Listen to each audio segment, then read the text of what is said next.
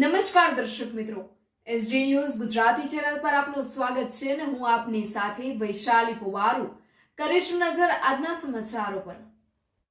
સાવરકુંડલાથી સાવરકુંડલાની મસ્જિદોમાં આતંકવાદી હુમલા સામે રોષ વ્યક્ત કરાયો। મુસ્લિમ ધર્મગુરુ મુનીર બાપુ કાદરીએ કાળી પટ્ટી પહેરી વિરોધ નોંધાવ્યો। મસ્જિદોમાં નમાઝી ભાઈઓએ કાળી પટ્ટી પહેરીને આતંકવાદી કૃત્યને સખ્ત શબ્દોમાં વખોડી કાઢ્યું।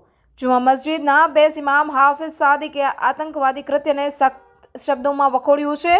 આતંકવાદીઓ સામે એકજૂટ થઈને સરકાર નક્કર પગલાં ભરવાની માંગણી કરી છે। ઇસ્લામ ધર્મ એકતા અને ભાઈચારાના સંદેશમાં માને છે। જમ્મુ કાશ્મીર આતંકવાદી હુમલાના મૃતકોને ખિરાજે અકીદત પેશ કરી આતંકવાદના વિરોધમાં સાવરકુંડલા સમસ્ત મુસ્લિમ સમાજે કાળી પટ્ટી ધારણ કરી વિરોધ નોંધાવ્યો। સાવરકુંડલાની સુન્ની મુસ્લિમ જમાત reporter રજાકભાઈ Zakhra, SD news Gujarati, Savarkundla.